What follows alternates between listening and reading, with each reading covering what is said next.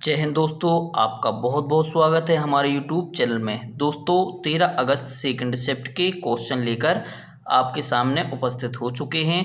दोस्तों वीडियो थोड़ी लेट आती है क्योंकि आपको क्वेश्चन देखने में और इनके आंसर निकालने में टाइम लगता है और आपको साथ ही साथ इससे संबंधित डिटेल्ड जानकारी उपलब्ध कराने में टाइम लगता है। चलिए दोस्तों शुरू करते हैं क्वेश्चन। नालंदा विश्वविद्यालय की स्थापना किसने की थी? नालंदा विश्वविद्यालय की स्थापना किसने की थी? तो इस विश्वविद्यालय की स्थापना का श्रेय किसको जाता है? जो गुप्त शासक थे, गुप्त शासकों ने करवाई थी। गुप्त शासक किसने? कुमारगुप्त ने करवाई थी। ठीक है। इस विश्वविद्यालय को हेमंत कुमारगुप्त के उत्तराधिकारियों का पूरा सहयोग मिला था। इस महान सम्राट हर्षवर्धन और पाल शासकों का भी संरक्षण मिला हुआ था। अब बात कर लें, इसकी स्थापना हो गई। अब देखें इसको नष्ट किसने करवाया था, तो ये भी आपसे क्वेश्चन में पूछा जा सकता है। तो 1190 के दशक में तुर्क अफगान सैन्य जनरल किसने? बख्तियार खिलजी के नेतृत्व में आक्रमणकारियों ने एक लुटेरी टुकड़ी ने विश्वविद्यालय को नष्ट कर दिया। नालंदा विश्वविद्यालय के बारे में पूछा जाता है। इसके साथ तक्षशिला विश्वविद्यालय के बारे में अगली शिफ्ट में पूछा जा सकता है। चलिए, तक्षशिला विश्वविद्यालय वर्तमान पाकिस्तान के रावलपिंडी से 18 किलोमीटर 18 मील उत्तर की ओर स्थित था। जिस नगर में यह विश्वविद्यालय था उसके बारे में कहा जाता है कि श्री राम के भाई भरत के पुत्र तक्ष ने उस नगर की स्थापना की थी। यह विश्व का प्रथम विश्वविद्यालय है, जबकि विश्व का दूसरा जो विश्वविद्यालय है नालंदा विश्वविद्यालय है। तो पहला विश्वविद्यालय कौन सा है? तक्षशिला पहला विश्वविद्यालय है। और दूसरा विश्वविद्यालय कौन सा है? नालंदा विश्वविद्यालय दूसरा विश्वविद्यालय है विश्व का। चलिए दोस्तों नेक्स्ट क्वेश्चन देख लेते हैं। लंपट मूर्ख किसे कहा जाता है?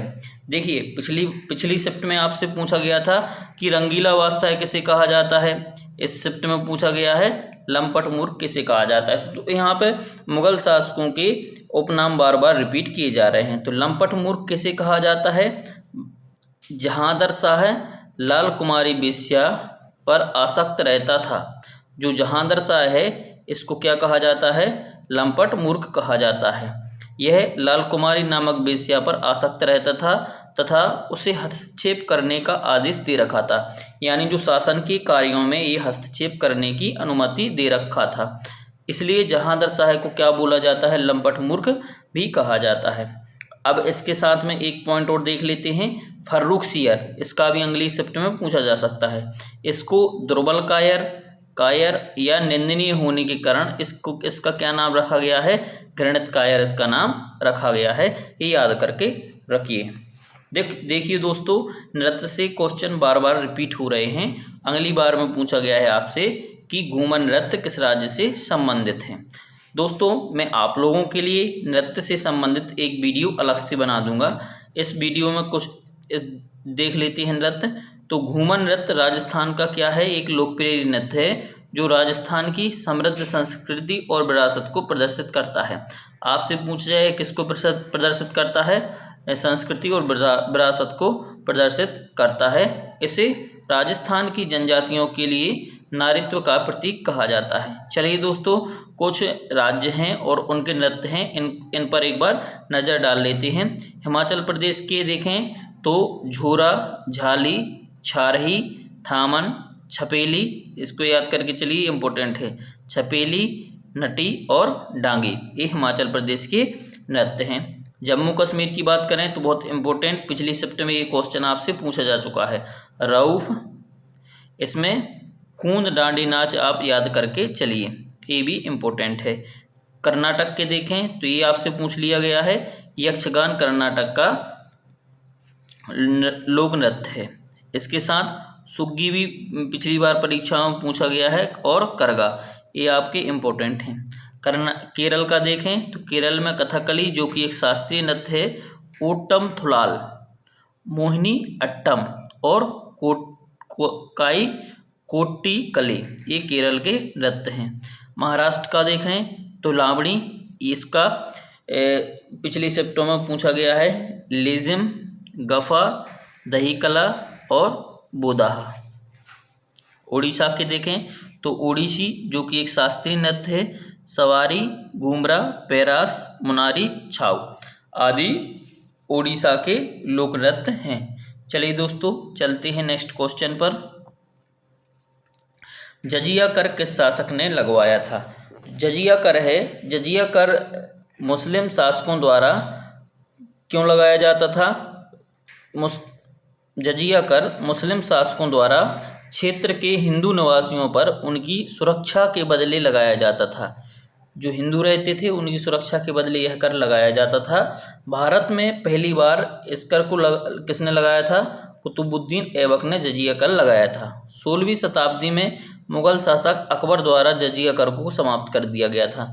तो देखो लगाया किसने था? कुतुबुद्दीन ऐबक ने लगाया था। समाप्त किसने कर दिया इसको? अकबर ने। लेकिन जो 17वीं शताब्दी में औरंगजेब आया तो इसने फिर इसको लागू कर दिया था। किसके लिए? जजिया कर के लिए इसने फिर से लागू कर दिया था। ठीक है, चलिए चलते हैं नेक्स्ट क्वेश्चन पर। राज्यसभा के विपक्ष के नेता कौन हैं? राज्यसभा के पिछली शिफ्ट में आपसे पूछा गया था कि राज्यसभा के विपक्ष के नेता कौन से हैं, इसमें पूछा गया है विपक्ष के नेता कौन से हैं। चलिए तो राज्यसभा से संबंधित समस्त जानकारी देख लेते हैं।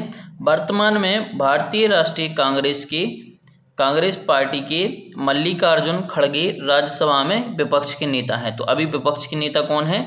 मल्लिकार्जुन खड़गे हैं जो कि राष्ट्रीय कांग्रेस पार्टी से हैं। उपसभापति की बात करें तो सभापति की बात करें तो सभापति कौन कहलाते हैं? अपने उपराष्ट्रपति होते हैं जो कि जगदीप धनखड़ हैं। उपसभापति देखें तो हरिवंश नारायण सिंह हैं उपसभापति। सदन के नेता कौन है? सदन का नेता पिछली शिफ्ट में पूछा जा चुका है तो पीयूष गोयल हैं। और विपक्ष के नेता कौन से हैं? मल्लिकार्जुन खड़गे हैं, इसको याद करके रखिएगा। अगला क्वेश्चन देख लेते हैं। पीली क्रांति। देखिए दोस्तों जो क्रांति हैं इनसे बार बार क्वेश्चन आपके रिपीट हो रहे हैं। तो इसमें आपसे पूछा गया है पीली क्रांति का संबंध किससे है? तो तिलहन के क्षेत्र में पीली क्रांति का संबंध किससे है? तिलहन से है। ठीक है, तिलहन में जो दालें वगैरह हैं जो आती हैं इनसे पीली क्रांति से संबंधित है।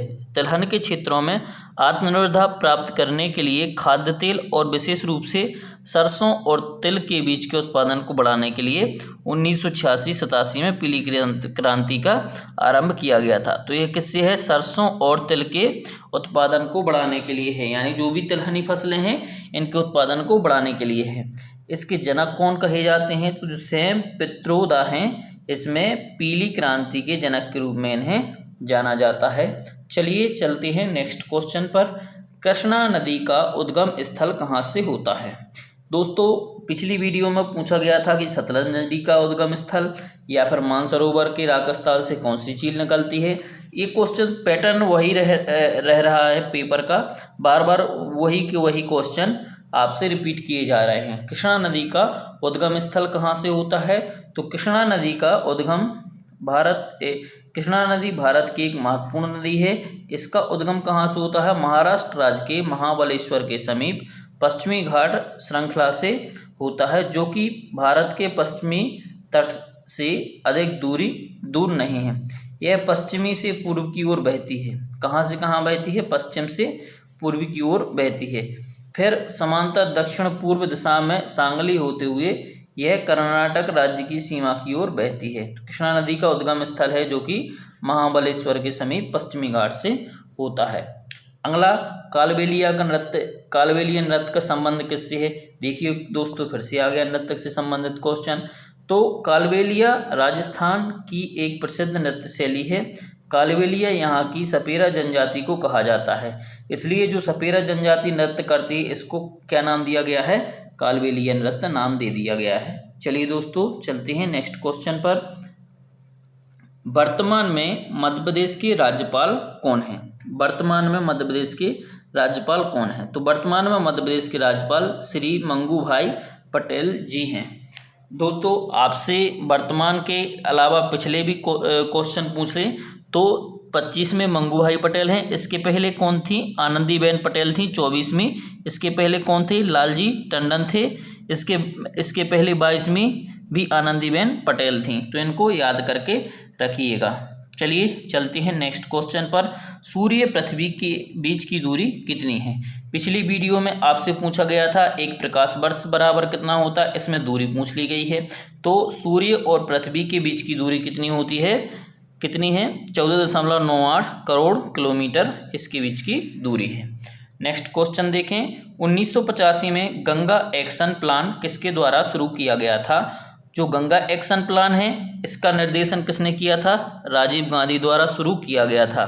केंद्रीय गंगा प्राधिकरण भारत के प्रधानमंत्री की अध्यक्षता में पर्यावरण संरक्षण अधिनियम 1986 के तहत अस्तित्व में आया था। जो पर्यावरण संरक्षण अधिनियम है इसके तहत गंगा एक्शन प्लान शुरू किया गया था। अगला क्वेश्चन देख लेते हैं। पेटीएम पेमेंट बैंक की स्थापना कब की गई थी? तो पेटीएम पेमेंट बैंक की स्थापना कब की गई थी? पेटीएम पेमेंट बैंक की स्थापना नवंबर 2017 में की गई थी। ये आपका ऑप्शन में मिल गया होगा। इसका मुख्यालय कहाँ है? नोएडा, दिल्ली में है। 2021 में बैंक को आरबीआई से अनुसूचित बैंक का दर्जा प्राप्त हुआ। आपसे ये क्वेश्चन पूछ सकता है कि किसे अनुसूचित बैंक का दर्जा प्राप्त हुआ है? तो पेटीएम पेमेंट बैंक के लिए अनुसूचित बैंक का दर्जा प्राप्त हुआ है। इसके संस्थापक कौन हैं? तो विजय शेखर शर्मा हैं। पेटीएम पेमेंट बैंक के संस्थापक कौन हैं? विजय शेखर शर्मा हैं। केन्या देश किस महाद्वीप में है? ये क्वेश्चन पूछा गया था। तो केन्या देश अफ्रीका महाद्वीप में है। इसको याद करके चलिए। केन्या देश अफ्रीका महाद्वीप में है। चलिए दोस्तों चलते हैं नेक्स्ट क्वेश्चन पर। जो अगला क्वेश्चन है, एंडीज पर्वतमाला किस प्रकार की चट्टान का उदाहरण है? या फिर एंडीज पर्वतमालाओं में किस प्रकार की चट्टान पाई जाती हैं? ऐसा कुछ क्वेश्चन आया होगा। ये हमारे दोस्तों ने शेयर किया है। आग्नेय चट्टान और एडिसाइड ज्वालामुखी चट्टान है। यहाँ पर कौन सी चट्टान पाई जाती हैं? आग्नेय चट्टान और एडिसाइड चट्टान है, जिसका नाम एंडीज पर्वतमाला के नाम पर रखा गया है। एडिसाइड चट्टान या फिर एंडीज पर्वतमाला इनके नाम पर रखा गया है। एंडीज विश्व की, ये इंपॉर्टेंट पॉइंट है, एंडीज विश्व की सबसे लंबी पर्वत श्रृंखला है जो दक्षिण अमेरिका के पश्चिमी तट पर स्थित है। ये कहाँ है? दक्षिण अमेरिका में है। जो दक्षिण अमेरिका का पश्चिमी वाला तट है वहाँ पर ये पर्वत श्रृंखला पाई जाती है।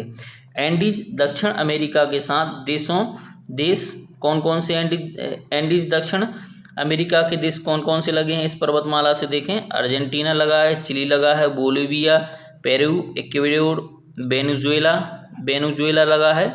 वेनेजुएला है ये से गुजरती है, लेकिन चिली में इसका विस्तार अधिक है। सबसे अधिक विस्तार किस में है? चिली में, क्योंकि चिली लंबे में फैली हुई है ऐसे करके।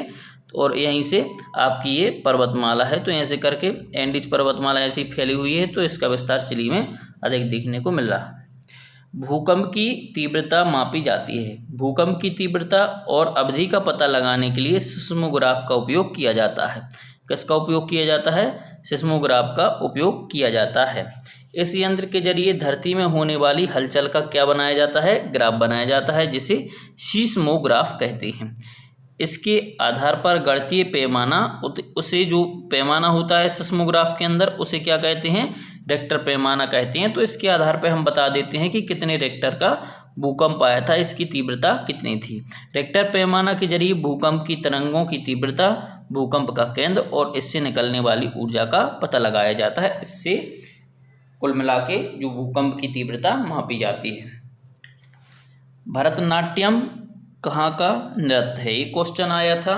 यहाँ पे ये नृत्य लिखा होगा, नृत्य होगा, तो तमिलनाडु का ये नृत्य है भरतनाट्यम। चलिए इसके बारे में जानकारी देख लेते हैं। इस नृत्य को तमिलनाडु में देववासियों द्वारा विकसित किया गया था। शुरू में इस नृत्य को देवदासियों के द्वारा विकसित होने के कारण उच्च सम्मान नहीं मिल पाया, लेकिन 20वीं सदी में के शुरू में जो कृष्ण अय्यर थे, किसने? कृष्ण अय्यर और रुक्मणी देवी, इन दोनों ने जब मिलकर प्रयास किए तो इस नृत्य को दोबारा स्थापित किया गया। चलिए दोस्तों चलते हैं नेक्स्ट क्वेश्चन पर। अगला क्वेश्चन है, देखिए दोस्तों साइंस में कौन से क्वेश्चन पूछे गए हैं इन पे नज़र डाल लेते हैं। क्वेश्चन है जूल किसका मात्रक है। देखिए दोस्तों, आपसे मात्रक बार बार रिपीट किए जा रहे हैं, तो इनको अच्छे से पढ़ के जाइए, ये आपको नंबर दिला सकते हैं। तो कार्य और ऊर्जा, जूल कार्य का भी मात्रक है और ऊर्जा की मात्रक है। इसका जो जूल का संकेत क्या होता है, जैसे इसे डिफाइन करते हैं, अंतर्राष्ट्रीय इकाई प्रणाली के अंतर्गत ऊर्जा एवं कार्य की एक व्युत्पन्न, ऊर्जा एवं कार्य क्या है, एक व्युत्पन्न इकाई है। देखो, एक मूल मात्रक होते हैं और एक आपके क्या होते हैं, व्युत्पन्न मात्रक होते हैं। तो ये व्युत्पन्न मात्रक के अंतर्गत आते हैं। ठीक है। एक जूल एक न्यूटन बल को, एक जूल क्या कहलाता है, एक न्यूटन बल को बल की दिशा में 1 मीटर तक लाने में, या फिर 1 एम्पियर विद्युत धारा को 1 ओम प्रतिरोध से 1 सेकंड तक गुजारने में व्यय हुई ऊर्जा या किए गए कार्य के बराबर होता है। तो ये बात दोनों बराबर हैं। अंडे को उबालना किस प्रकार का परिवर्तन है। देखो, आपसे ये बार बार परिवर्तन पूछा जा रहा है। एक तो ये रासायनिक परिवर्तन और भौतिक परिवर्तन से क्वेश्चन पूछे जा रहे हैं, और एक आपके पूछे जा रहे हैं किससे, ऊष्माक्षेपी और ऊष्मा शोषी से। ठीक है, तो इनको आप अच्छे से पढ़ के जाइए। चलिए, एक प्रकार की एक क्या है, रासायनिक परिवर्तन है। तो अंडे का उबलना क्या है, एक रासायनिक परिवर्तन है, क्योंकि उबलने के बाद वापस अंडा नहीं बनेगा। उबले अंडे की रासायनिक संरचना कच्चे अंडे से क्या हो जाती है, भिन्न हो जाती है। गर्मी प्रोटीन श्रृंखलाओं के विकृतीकरण का कारण बनती है, जिससे अंडा एक ठोस कैसा हो जाता है, बाद में ठोस में परिवर्तित हो जाता है, जिसे वापस ठोस रूप में, जिसे वापस जो पहले का फॉर्म होता है उसमें परिवर्तित नहीं किया जा सकता। पादप जगत से दोस्तों एक क्वेश्चन आया था, इसको देख लीजिए आप, हमें कमेंट में बताइए कि किस टाइप से ये क्वेश्चन आया था। एक सवाल से संबंधित एक प्रश्न आया था, इसको आप हमें कमेंट करके बताइए। दोस्तों, यदि आपको हमारी वीडियो अच्छी लगी हो और हमारी जानकारी यूज़फुल लगी हो, तो प्लीज़ हमारे चैनल को सब्सक्राइब कीजिए। आपके लिए हम इसी तरह नई नई वीडियो और अपडेट लाते रहेंगे। जब तक के लिए धन्यवाद।